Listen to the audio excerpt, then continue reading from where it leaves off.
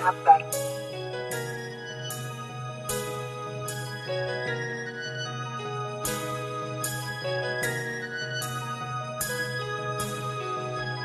I done did a lot. Buenos dias, mi gente. It's your boy Prince of Pain. Welcome to the House of Pain, a new segment that I've created where I'm going to display new music. I'm going to put y'all up on new artists, new videos.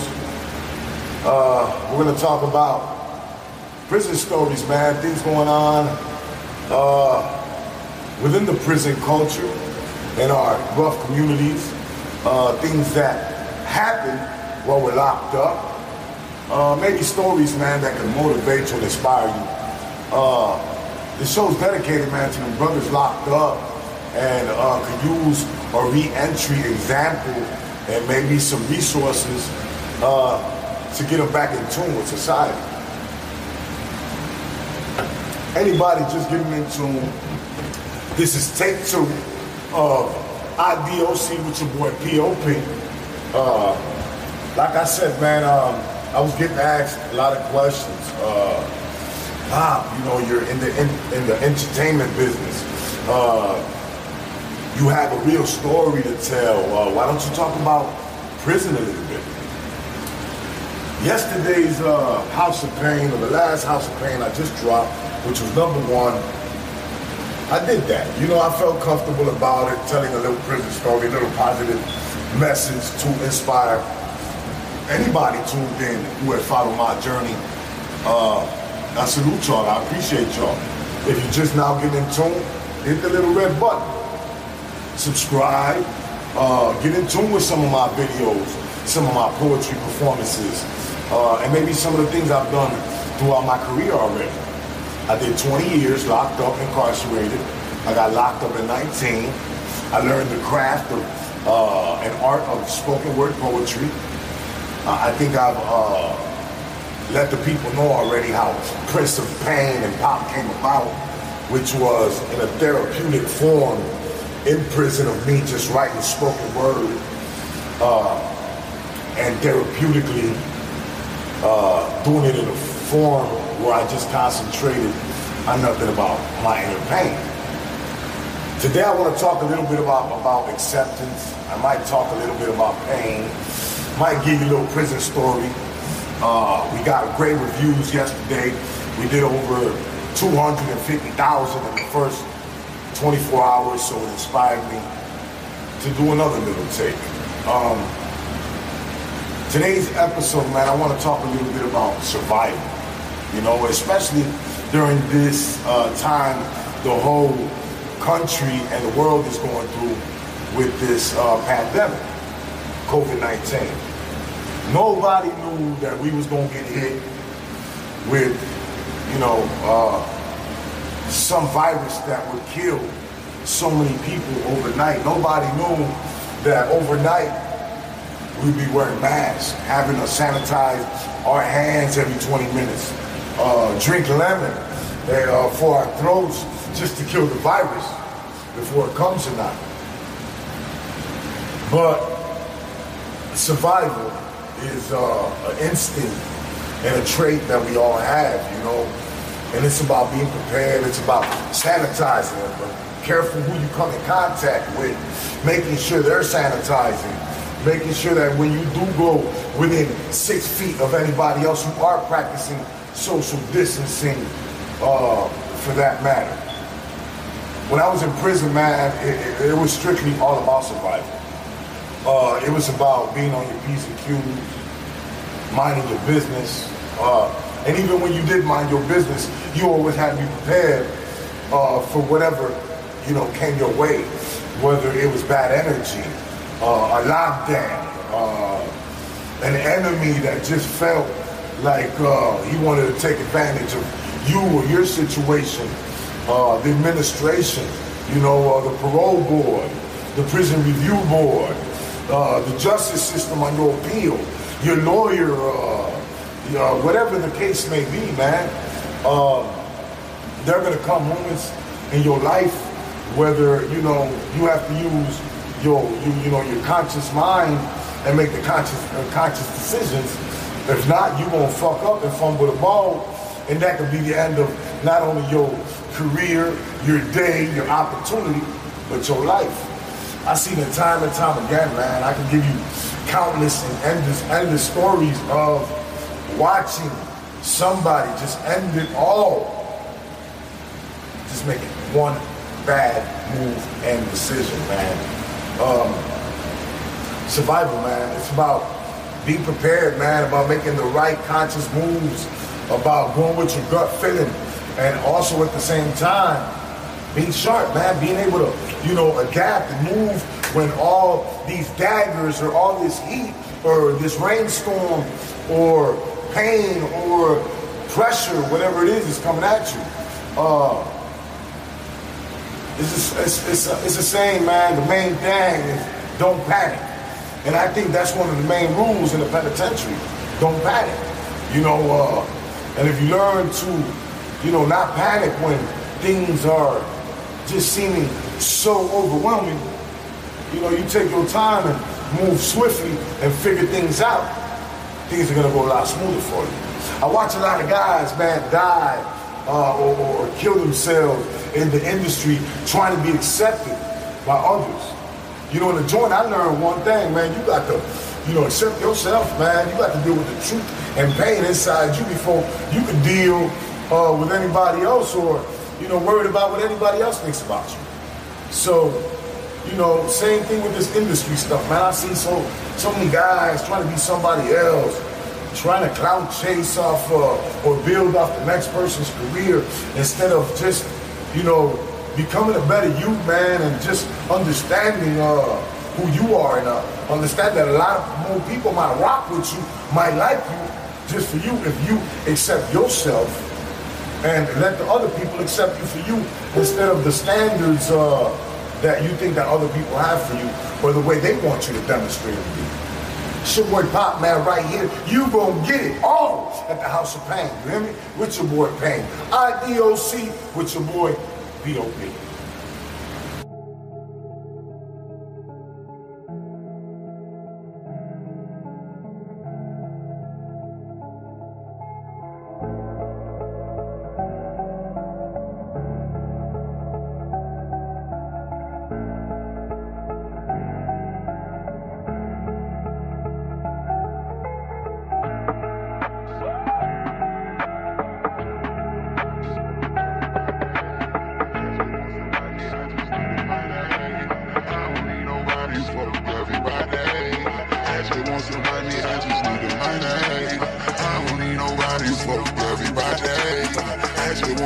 I just need the money.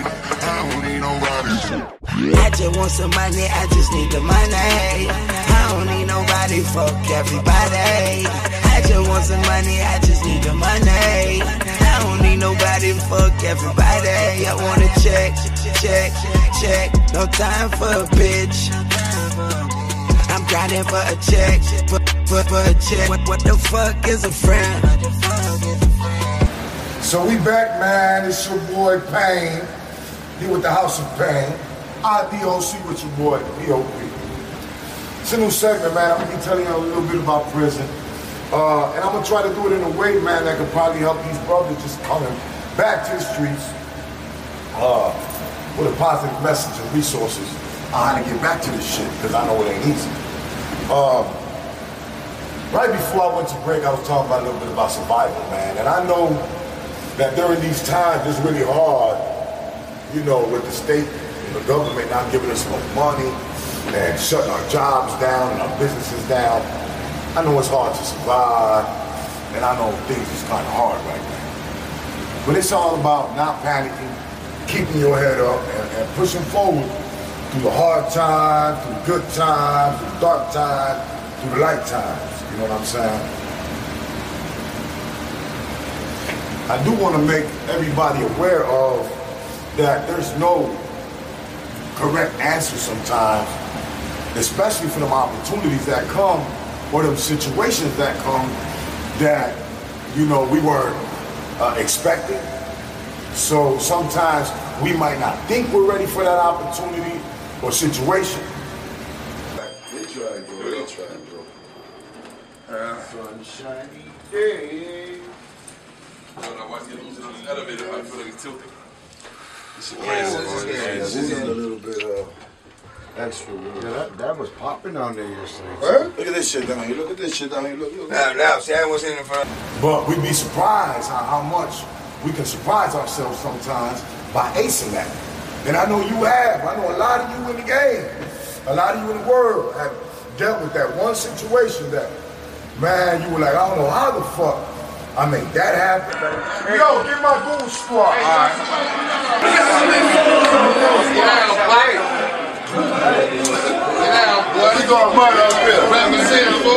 I got up out of that, or whatever the case may be. And those are the opportunities, man, that I believe that God helps you with by just being solid and real. Give you two examples. Example number one. Example number one is, so I was in a penitentiary. Never knew how I get, 15 years later today, where I be at today, or I could never foresee myself rocking out stages with DMX, rocking out stages with Cuban Link, rocking out stages with Scarface, rocking out stages with Twisted, Pucho Conflict, 8-Ball, MJG, Cameron, The Brat, Bone Thugs, and Harmony, and the list goes on. But God is great. I came to deliver the message, come with word, because I'm only worth what I can do for someone else. I mean, I have a tattoo on my stomach that says, the true worth of a man is not measured by what he does for himself, but what he does for someone else. I'm only worth what I can do for someone else. So I appreciate the fact that people allow me to be worth something. I appreciate the fact one of the realest niggas in the game. You niggas one of the realest niggas in the game. Fuck on one of the realest niggas in the game. You know what I'm saying? I remember being locked up, being very shy and scared to get on the mic and share maybe some of the poetry that I did have. I say I can't help that you don't understand why I do the things I do. And maybe you don't watch the news, or maybe you do and you're confused. Maybe watching politicians or Christian views has you misconstrued. Or you're a parent who's embarrassed by the children you've abused. You accuse me of being violent, but deep down inside, you know the truth. In the streets, what I felt it's called surviving when you're forced to make a move. You can lose your life in seconds or wind up in prison blues. No second guessing, so you react and you adapt to those around you before they stab you in the back. Feel the dangers in the air, the stares of disrespect. So much anger, people snitching. I wish they keep their mouths in check. You'll never see me in a courtroom testifying for the state. See, I could give a fuck if they drop the case. I do what I do, only half will contemplate. And see, I don't hate you because you're different, but look at shit this way. Would you rather express myself like this or snap out someday like that white boy, Timothy McVeigh? I pray to God, but he won't listen. Pay attention, do the math. You multiply my life by 10, they cut my sins in half. And all the brothers that I buried to the times that I've been shot. Then subtract the fact that you're rich and I'm not, and tell me what you got. Because, I was one of them street dudes, you know what I'm saying? So when it got time to get up there and perform or whatnot, I looked at it at that as maybe, damn, how the fuck they gonna look at me? How am I gonna be accepted? Are they gonna laugh? This and that and other. So it came a moment where right after I learned how to, demonstrate with poetry, where I got enough courage with an opportunity that was handed to me to come and demonstrate and perform not only for a large crowd, but also for special guests that were coming to visit Stateville, and it was the Nation of Islam, man. Farrakhan came that day. I got to rock out not only, the stage, that day, but I got to rock it out for like 1,500 inmates that were in the auditorium in gym that day, along with the brothers of the Nation of Islam and Farrakhan. And, you know, I got a very, very big response, you know, and I got a lot of applause. I had guys pounding on their chest, and I got threatened for inciting a riot that day, and I almost got in trouble. I even got threatened to not even do no kind of in the trenches speeches, and they call them hate speeches. But it wasn't no hate speech. I was actually just doing some gritty, hardcore poetry. Don't listen to the words and think that they're disturbing or act like you ain't heard them. What'd he say? Just because I'm an urban.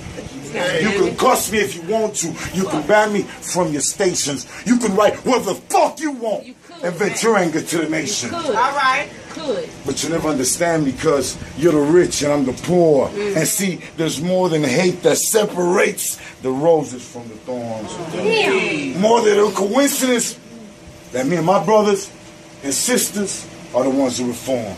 Shit. I don't mean to question your perception of life. But to keep this shit gangster, I get the impression that bitches don't know what it's like.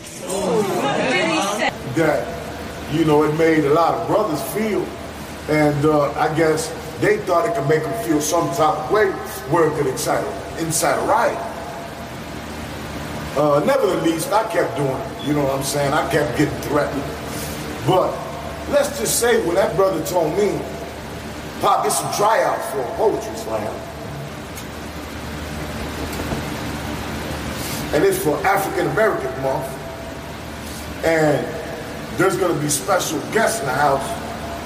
If my balls would have shriveled up, or my dick would have shriveled up and my booty hole shrunk up, and I would have got scared because it was gonna be all type of people, I would never got, you know, the opportunity that day, the courage that day to keep on rocking the mic, to keep on getting the opportunities. Hey, what's up? It's like Che Guevara telling us not to imagine. Like Charles Manson asking us for a little compassion. Like passing out big 40s to kids on X and acid. Like the tears falling from a mother's face on a child's casket. So tell me what the fuck it is we even have in common. Because people like Bush and all them motherfuckers just make me want to vomit. Reverend Martin Luther King had a dream. What'd he say? And he and it was killed. Don't act ignorant. You know the deal. Their mission is pain. The sufferance of single mothers and prison fathers. They flood the streets with guns and drugs and they watch us kill each other. And yet they think it's fair when they compare all our wounds and scars. But to me that's like trying to compare a canoe to Noah's Ark. And they said I was born to fall in love without a heart. That shit don't make no sense. It don't. I don't get it. That's like trying to turn a thoroughbrook How you do that? into a mark. How do you do that? You can't. I love y'all, Detroit. So, you know, it's all about, you know, surviving, being prepared. Even when when you don't think you are prepared. I remember I got a phone call one day. This ain't a prison story, but this is right after prison. I got a phone call. Now, mind you, I'm not a rapper yet. You know what I'm saying? I'm not doing no music yet. I'm just pretty much doing some open mic, colleges or local venues on the poetry side. You know, I've even been at a couple of radio stations where I'm just spitting poetry. I got a phone call and they told me that DMX was going to be in Chicago. He hadn't been in Chicago in about 8, 9, 10 years. And that if I would co-headline for DMX. Now, mind you, at this time, in my head, in my brain, I'm trying to figure out how the fuck am I going to take poetry to the next level. A lot of people think poetry is whack or boring, and I get it, you know. A lot of the most dopest poets went out to go do music anyway, you know what I'm saying? Mos Def, Talib Kweli, and a lot of other great artists. So I had to understand that rap was a form and essence of, poetry was an essence of rap. So back to the motherfucking phone call. When I got this phone call, I had to give these people an answer within an hour. You know what I'm saying? Well, another person wouldn't have been ready for that opportunity. But again, God don't bring you that situation and opportunity unless it's for you. You know what I'm saying? So, again, man, don't panic. No matter how tough things get, know that if you a real survivor, you gonna get through it. You know what I'm saying? Whether it's a financial situation, whether it's pressure, a relationship, a business opportunity. If it ain't for you, it ain't for you. You know what I'm saying? And you'll know that. Always go with your gut. Like I said, it's all about, perseverance, man. Accept it and believe in yourself and not worried about what the next person is gonna think about you. You know what I'm saying? I'm gonna keep giving y'all some new music, put you up on some of these new artists that do support pop, and I see them all the time supporting pop radio. So stay in tune, man. It's your boy Prince of Pain, House of Pain, IDOC with your boy P.O.P.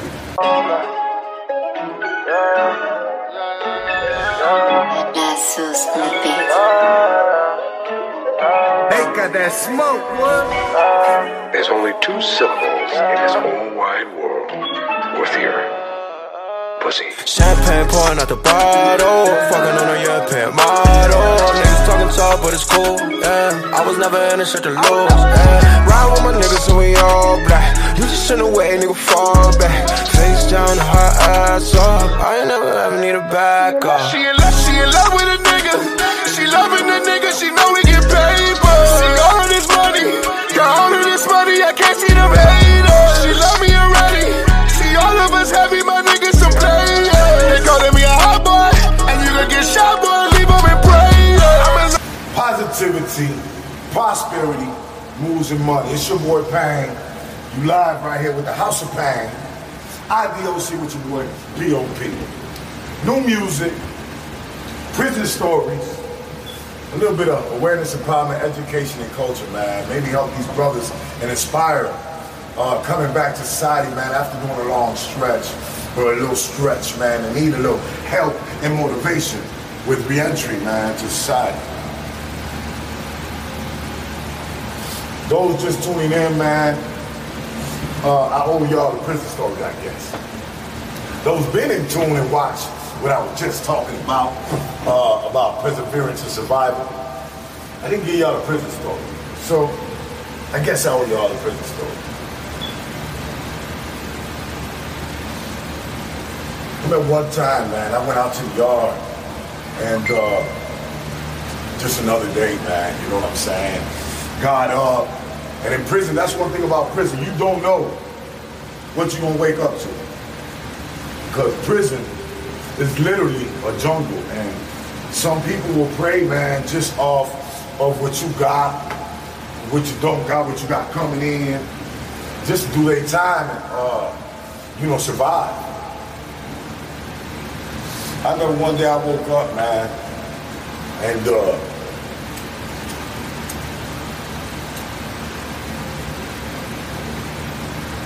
like I said, I woke up, I didn't know what the day had in store for me. It was early in the morning.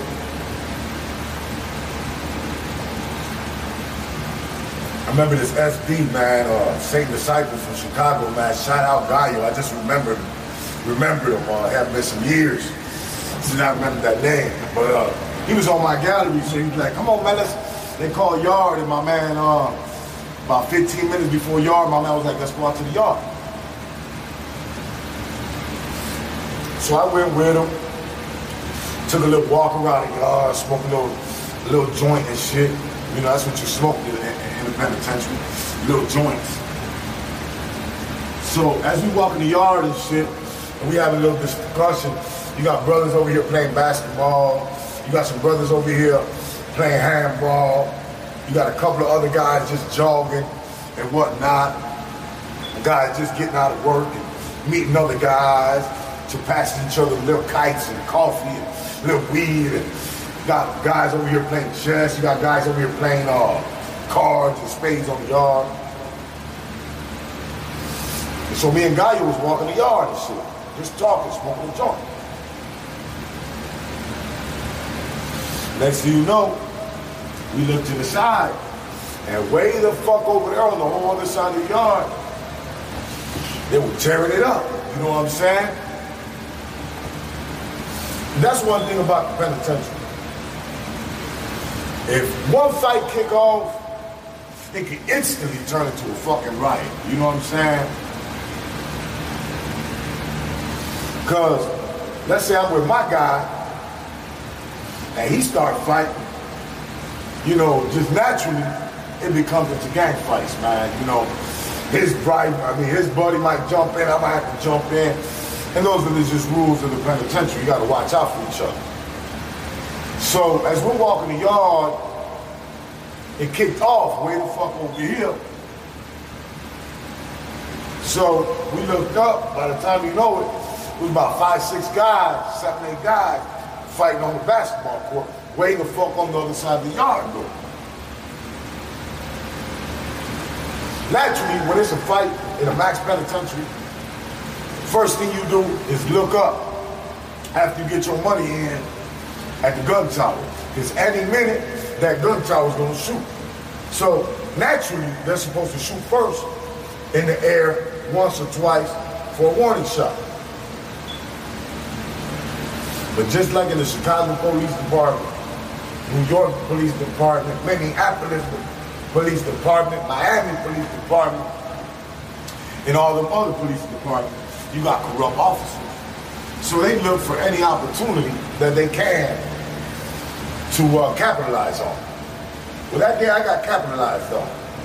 While we was walking the yard, man, I guess we didn't jump on the floor fast enough where there was a trigger-happy police officer in a gun tower, a female actually. And she busted that thing about 8 or 9 times. And mind you, I'm on the other side from where the incident kicked in. But anybody who knows Pop for being locked up or was a family member of mine know that, yeah, I got shot in the penitentiary by a gun tower. Now you ask yourself, how does that happen? How the fuck do you get shot in prison? By the police. Yeah, it happened. They tried to take me out. I got hit right here in the arm, little good skin, and I survived. And that's one thing when you're in one of them situations. You be like, man, how come you didn't become a millionaire? You know what I'm saying? Just off of that. Well, that situation wasn't meant for it. And when you're in the penal institution, ain't no lawyer for to take your case. Not for no case against a state. You know, you got to have all type of witnesses and evidence and all type of other shit. And not to mention, you already got a Class X behind your back to even get it to a civil, one of them judges that even going to take your case. I fell, I chipped my tooth. I was fucked up for a little bit, but it was a brother in the name, in the joint by the name of Kike. Salute to Kike, man. He was a prisoner, a Cuban dude, Oleg King, man, who had did 32 years locked up. At this time, he was already locked up 32 years. He was one of them brothers that got to go to the board every year after, I guess, he did 20 and 30 years, and it was on the prison review board to be like, okay, you know what? You did enough time, we're gonna let you go. So I had seen him go to the board numerous years and thought he was gonna go home. He thought he was gonna go home. But I guess the 32 years he had did just wasn't enough. You know what I'm saying? But Kike did, he was so smart, man. He taught me a lot at shepherdizing cases and doing case law. He filed a lawsuit for me. The lawsuit I only made it to the court where, you know, the judge was like, man, you better take this little old 10 bands and get you an early release program when you 2 years short, and that's how we gonna get you. And that's what I did, man. I took the little old 10 bands, and when I came 2 years short to my sentence, they sent me to a minimum joint to a work camp. But that's how fucked up it is. You know what I'm saying? The lady that lost her job, I wound up home 2 years early, and they put me a couple of little dollars in my pocket. But anybody else would have got a case. You know what I'm saying? Because I was nowhere near where them boys on the other side was. She just felt like taking a poke at us. You know what I'm saying? So by the grace of God, man, I dodged that many 14 anywhere else in my body, and I lived. You know? So, again, man, you know, I was telling y'all in the last little House of Pain, the first one I did, if you ain't, you know, about that life, man, you ain't ready for that heat, you ain't ready for that 20 years, you ain't ready for that big yard, and I ain't even got to them nice stories yet. You know what I'm saying? I got some good ones of that. Some good tunnel stories, some good well parties. You know, Pop survived a lot of shit, seen a lot of shit. So stay in tune for the rest of the House of Pain. I got a lot of shit coming up for y'all. And another thing, man, I need everybody to understand that accept this thing I was talking about. Accept yourself, man. Forget about what everybody else is thinking. You know, they might think you're lame. They might think, you know, you too young, you too old, you too big, you know, whatever. You know what I'm saying? You make that shit happen. You show them you got songs. You show them you incredible. You show them you special. You know what I'm saying? Because all of us got that special shit in us, and we just got to know how to motherfucking formulate that shit. You know what I'm saying? So, it's your boy, Prince of Pain. Never forget either, man. It ain't about where you from. Motherfuckers be thinking, oh, I'm from Chicago, I'm a bad motherfucker. I did 20 years, I'm a bad motherfucker. No. It ain't about where you from. It's about how you come, man. Stay humble, stay real, and accept yourself, man. Learn to love yourself, and you're gonna live a lot better, more productive life, man. Positivity, prosperity, moves and money, baby. Prince of Pain, baby. Let's get it. Puerto Rican motherfucker.